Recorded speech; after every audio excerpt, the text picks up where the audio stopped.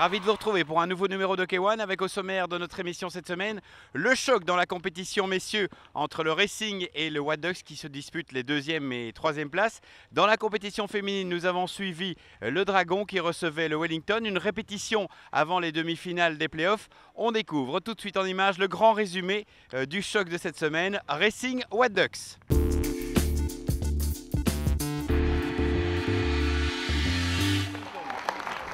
Dernière journée de championnat avant les playoffs entre le Racing et le White Ducks. Dernier match aussi pour Benoît Walter, un des arbitres les plus appréciés par les joueurs. Il quitte la division d'honneur. Gauthier Bocard, de retour dans l'équipe. Après sa blessure. Attention, Tanguy Cossain, c'est 0-1 déjà après 6 minutes. Il y a eu un flottement dans la défense du Racing. On revoit cette phase, la passe impeccable et d'un tip-in, Cossain fait 0-1. Tom Bone. Et il obtient le PC. Cédric Charlier pour ce kick de Vandenbalk. Allez, donné, Tom Bone et ça passe au-dessus. On joue depuis 10 minutes. Toujours 0-1 pour le White Ducks. Cornélie. Mauvaise passe, récupération de Cossain. Il sert tout de suite Bocard pour le 0-2, c'est fait. Et voilà Gukasov battu à nouveau. Et Gauthier Bocard qui fait de son retour. Même s'il s'est fait légèrement mal sur cette phase. Là, il n'a pu qu'à ajuster Gukasov. Cabouille. Bonne passe encore. Max Peters, le centre. Et Maxime Lux qui avait failli mettre le but. Lui qui vient de rentrer au jeu. De retour de blessure lui aussi. Alors le PC. Il est donné. Max Peters, ça passe au-dessus. Bien tiré. Et là encore un PC concédé par la défense du White Ducks. Vandenbalk en l'occurrence sur Charlier. Tir de Jacobs qui est quelque peu croqué. Et Vandenbalk fait le ménage derrière.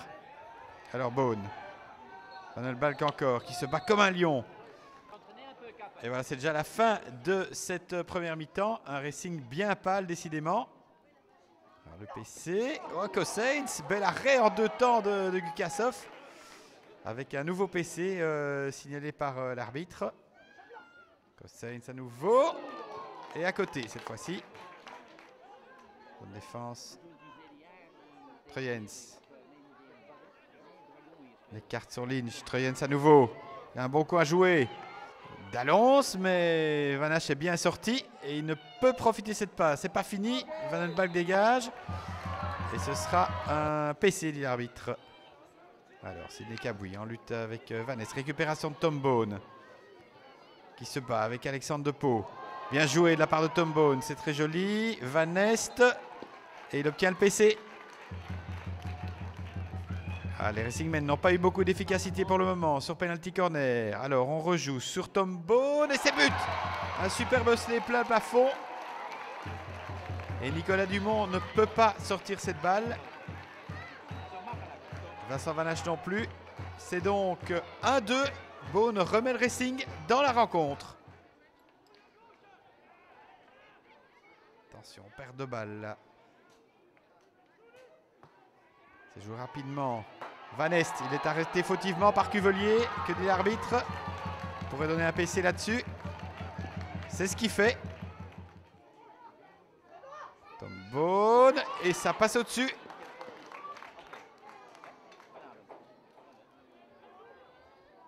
Alors, Benjamin Vanov a tout enjambé.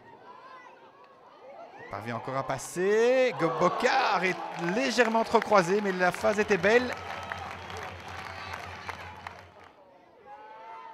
John Domen, le grand bonhomme de cette rencontre pour le moment. Le régulateur au milieu du jeu. En relais avec Charles Masson. Il peut remettre. Et c'est un superbe arrêt de Gukasov encore. Qui a marqué des points dans ce match, Mimi Gukasov. On revoit cette phase. Le slalom de Masson. Et là, l'arrêt vraiment in extremis. Masson. Nouvel arrêt. Ouais, encore une fois, Gukasov, décidément, impérial. Et là, malheureusement, ils ne se sont pas compris dans la défense et c'est un PC. Alors il est joué sur Cossens, inarrêtable et c'est 1-3. Très bien placé ce tir de Tanguy Cossens. Un slip à mi-hauteur. Il a bien masqué l'endroit où il a tiré. Alors Tom Bone, Versluis qui se jette à la place de Charlier et c'est finalement 2-3. Allez, il reste 8 minutes, c'est pas fini pour le Racing. Le White Ducks commence quelque peu à reculer, on revoit cette phase. Le tip-in était bon de la part de Charlier, Versluis avait bien suivi. Il reste quelques secondes à jouer, dernière relance pour le Racing qui met tout à l'attaque. Et la balle sort encore une fois. C'est joué à toute allure, c'est vraiment la toute fin du match. Rougnier, Corneli, est-ce qu'il marque? Oui, mais les arbitres me semblent avoir sifflé juste avant. Le match se termine un tout petit peu dans la confusion. On revoit ce tip-in de Thibaut Corneli. Mais Vincent Loos avait sifflé, ça restera donc 2-3. On écoute à l'interview l'arbitre Vincent Loos, Gauthier Bocard, l'attaquant du White Ducks, et les deux entraîneurs, Jean-Philippe Brulé et Pascal Kina.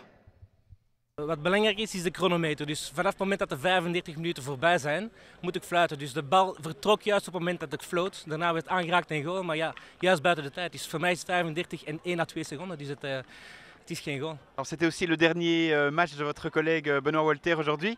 Qu'est-ce qui s'est dit en début de match? Il y avait beaucoup d'émotions? Il y a énormément d'émotions. Je crois que ça fait plus de 15 ans que l'ami Benoît arbitre. Les 10 dernières années, chaque fois demi-finale ou finale. Et je crois que Tom François a très bien résumé la chose en disant que Benoît était toujours la bienvenue. Je crois que les joueurs l'ont toujours adoré, ont bien aimé quand on le voyait arriver.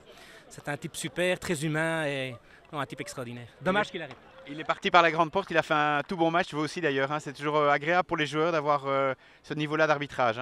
C'est agréable en tout cas quand c'est un match qui est joué à fond par les deux équipes. C'était encore un match important, donc c'était tout ce qu'on demandait pour ce dernier match de Benoît. Mais tout s'est bien passé, donc on est très contents. Ouais, je pense que c'est une bonne victoire. Je crois que c'est jamais évident de venir ici, gagner ici au Racing. C'est une grosse équipe avec quelques grosses individualités. Je pense que maintenant c'est de bon augure pour les playoffs, venir gagner ici et on revient mardi ici. Donc on a l'avantage de jouer notre deuxième demi chez nous à la maison. Je pense que la première mi-temps, on était bien en place.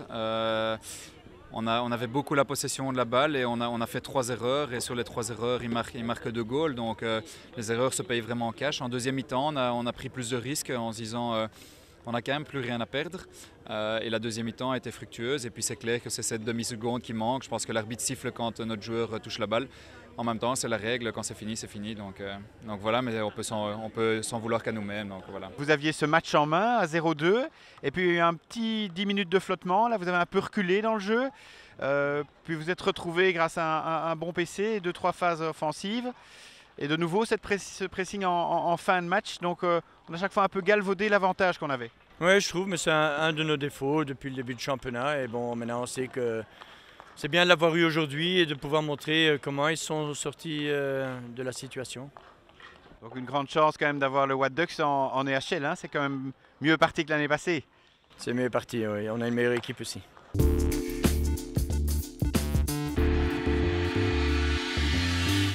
Dans le championnat féminin, autre répétition avant les playoffs entre deux équipes qui se tiennent de très près. Le Dragon recevait le Wellington. Un premier PC du Dragon va être tiré par Liselotte Van Lint, mais bien arrêté par Nadine Kouzam. Et c'est contre toute attente le Wellington qui va emballer ce début de match avec Jill Bone qui parvient à s'insérer dans la défense. Et Sophie Valk ouvre la marque à la 15e pour ce premier but, un peu tombé contre le cours du jeu. L'avantage du Wellington sera de courte durée puisque 4 minutes plus tard, suite à cette paire de balles de Dorian Mewes, les Anversoises par Julie Skiers vont parvenir à tromper la vigilance de Nadine Kouzam et c'est Laura Patriarche qui va égaliser sur ce bon mouvement. La jeune internationale était bien placée pour égaliser. On revoit cette subtile déviation. À la 18e, c'est Thaïs Mekens qui, en bon relais avec Erika Copé, allait créer une toute belle occasion. Le tir d'Erika Copé était superbe, mais Kouzam bien placé du gant dévier cette balle. Le Wellington allait encore entretenir quelque peu la flamme à la 19e avec Jill Bone qui servait admirablement Valentine Van Vive, mais Herbart dévia aussi du gant.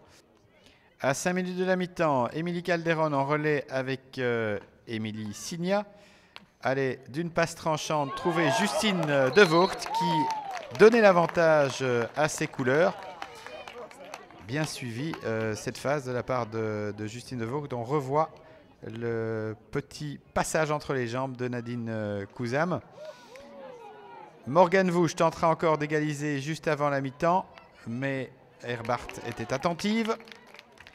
Le score de 2-1 était donc acquis pour les joueuses du Dragon en deuxième mi-temps. Ce sont les Anversoises qui vont accélérer encore le jeu. Et notamment ici par l'entremise de Justine De Voort se crée une belle occasion sur cette reprise d'Émilie Signa. C'était pas fini puisque Erika Copé parvenait à forcer un PC pour ce kick de Jill Bone. La balle était même un peu montée sur elle. Et là, c'est la spécialiste maison, Stéphanie Legrove, qui d'un flat impeccable trompait la vigilance de Nadine Couzam. Stéphanie Legrove, une des grandes spécialistes du PC en Belgique, avec un tir toujours puissant. Jill Bone fit encore mine d'y croire avec Antoinette Van Vive notamment. Elle tira un bel envoi là, mais Herbart était bien placé et le suivant passait au-dessus. Elodie Troyens en relais avec Joy Jouret allait encore tenter de tromper la vigilance de la défense en provoquant ici un PC pour un backstick. Mais Herbart était impeccablement intervenu, se couchait à juste propos. Sur le contre, les Anversoises, par l'entremise d'Erika Copé, décidément en grande forme, allaient amener un 4e but. Tout fait pour Émilie Signa. Émilie Signa, une des joueuses les plus rapides de notre championnat, et là qui n'a eu aucun mal à tromper Couzam. Caroline Van Ranst relançait encore Émilie Signa quelques minutes plus tard, à la 63e. Déboulé d'Émilie Signa dans toute la défense, approximation. Et la bel arrêt de Couzam sur ce tir de Justine De Voort. Et le tir suivant passait à côté. Julie Scrayen allait encore avec Jill Bone tenter de marquer un but pour le Wellington qui termina sur le poteau. Et là, suite à ce dégagement quelque peu approximatif, c'est encore Émilie Signa dans tous les bons coups qui servait idéalement en relais Émilie Calderon pour faire 5-1. Les chiffres devenaient sévères pour le Wellington. Mais la défense, là, était vraiment trop en retard pour aider Nadine Couzam. 3 minutes plus tard, sur ce bon débordement d'Émilie Calderon en relais avec Émilie Signa, un nouveau PC était provoqué par la défense du Well. Il était cette fois tiré par Liselotte Van Lint qui fusillait Nadine Couzam pour le 6-1, un score de tennis pour le Dragon. Alors, tactique ou manque d'engagement, on verra tout ça à l'interview. On écoute Émilie Signa pour le Dragon et Nadine Couzam pour le Wellington. Je pense qu'on a fait une très très bonne prestation. Maintenant, bon, la situation était un petit peu spéciale. C'est notre dernier match de championnat contre le Well qu'on va rencontrer mardi et dimanche prochain en play-off. Donc je pense que de part et d'autre, on a essayé de cacher notre jeu. Donc voilà, c'était pas évident, mais on a fait quand même une très très bonne prestation en équipe et on a marqué pas mal de goals. Je pense aussi que c'était un match agréable à voir pour les supporters parce que voilà, il y a eu beaucoup de goals, donc je suis assez contente. Je pense que déjà c'est pas des matchs faciles à jouer parce que ils sont assez spéciaux, on ne veut pas montrer nos tactiques et c'est des matchs assez bizarres. Mais je pense que voilà, nous normalement il y a l'engagement qui doit suivre et l'engagement n'a pas suivi, on n'a pas su mettre l'énergie dedans et la volonté. Donc, de ce côté-là c'est vraiment dommage parce qu'on n'a pas pu utiliser ce match pour progresser justement pour les playoffs. Mais je ne suis pas inquiète plus que ça pour les demi-finales parce que ce résultat ne reflète rien du tout. On découvre les résultats de la 22e et dernière journée du championnat messieurs avec la victoire importante du Dering face au Berscott les nuls du Club Sport et de la Gantoise qui n'auront pas pu se sauver.